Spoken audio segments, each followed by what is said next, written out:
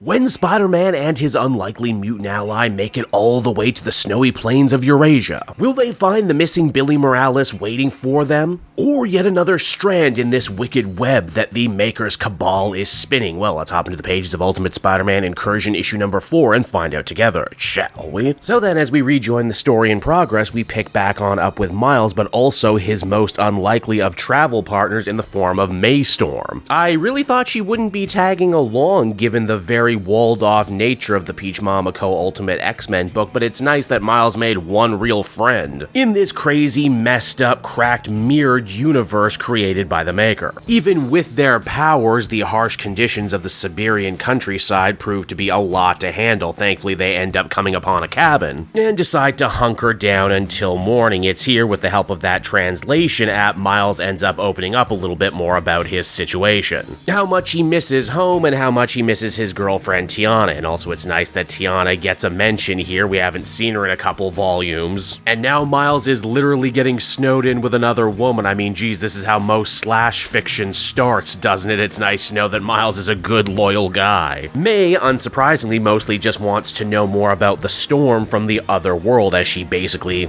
modeled her entire mutant crime-fighting persona after the revolutionary version of Storm from this world. Miles says that he only really met Aurora once, but that she was pretty damn amazing, every bit the goddess that she was always made out to be. And hey, speaking of gods, and I absolutely was, that night when it comes time for sleep, Miles ends up getting reached out to by his godly benefactor, Anansi, the god of spiders and stories, who admits that he can't actually stay and talk long while he is able to use the great web to enter other universes. The web here is fresh and new, meaning that he doesn't have near the power he does back in the main universe. This also means Spider-Man can't use him as a get-out-of-jail-free card to just find baby Billie and take him back to the main 616 universe. It's here, though, in this quiet, private moment, Miles actually ends up breaking down like we've never really seen him before in this story. The thing that's really eaten at him isn't just the fact that he can't find his baby sister, but also the longer he remains here in this new Ultimate universe, the more he actually remembers about his old Ultimate universe that was destroyed. Yeah, they kind of implied this at the beginning of the series, and it all ultimately kind of feels like it should be treated as a bigger deal, but it's not. Anansi has to go, but he takes this opportunity to cheerlead for Miles, saying that the road forward will be tough and filled with defeat, but at the end of it, Miles, his beloved champion Spider, will have yet another tale to tell worthy of his legend. Maystorm also ended up overhearing the tail end of that conversation. She just kind of jumps to the conclusion that Miles must be weird, and I mean, he kind of is. Now, our hero's goal is still very much the same: hunt down Magik and try to get baby Billie back. As we see, after grabbing the kid in the previous issue, Magik is actually really busy right now repelling an attack of Black Knights and Fairies sent by Captain Britain. Yes, it would seem even though the Maker's cabal are all supposed to be on the same team, they're all power-hungry, megalomaniacal maniacs who desperately want baby Billie for themselves in hopes that it will allow them to curry favor with the Maker. Here's the funny thing, though, as Magik explains, they took the kid to Latveria to try and drop the shield, but for whatever reason, it didn't work. The kid clearly has the power, but what she lacks is the ability. It's because of that Magik put to work her finest scientists, the same ones involved in the Wolverine Winter Soldier project, who, hey, by the way, this is supposed to be his segment to the crossover, doesn't show up, isn't even mentioned once, to try and better harness baby Billie's strange otherworldly power. And why, yes, this same device will also kill her once activated, because, well, that's just comic book drama, isn't it?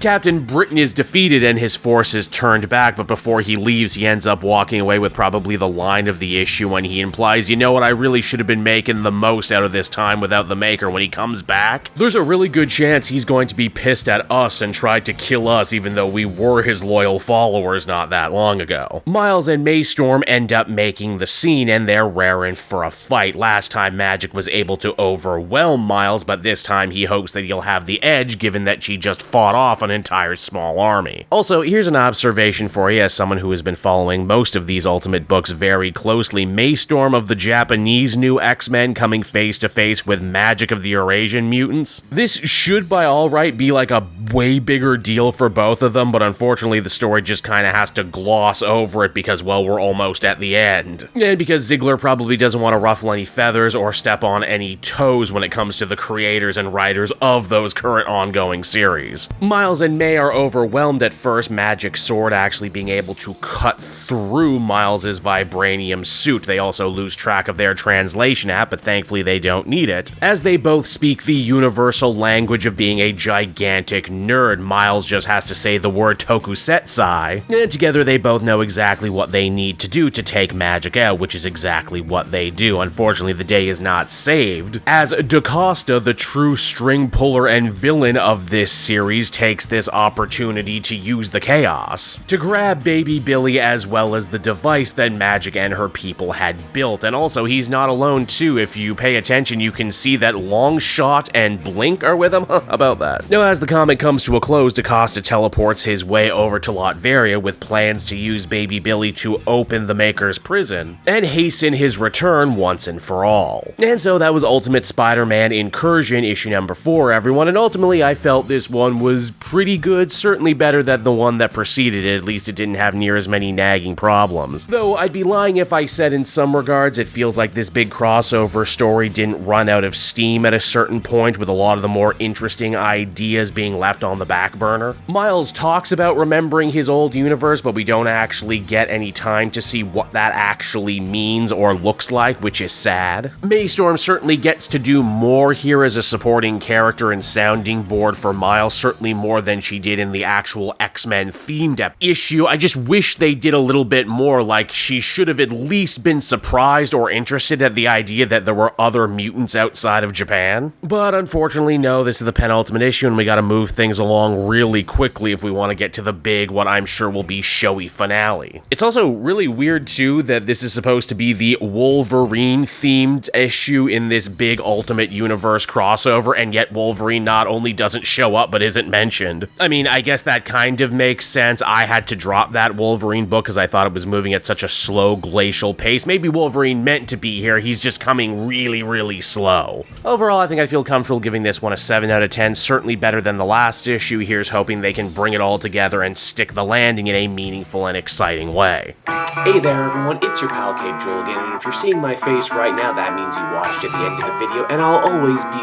grateful for that. Retention helps in this crazy YouTube game, and so does becoming a patron.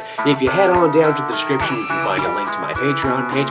Recently just redid all the tiers, a lot of cool stuff offering up there, exclusive commentaries, exclusive polls, behind the scenes concept art for Capes and Quest. That's the brand new D&D show I've started soon. Never been a better time to become a patron. You can become a patron for as little as $1 a month and help the channel grow, and help me continue to deliver content like what you just saw. So I want to thank you all, and I will see you again next time.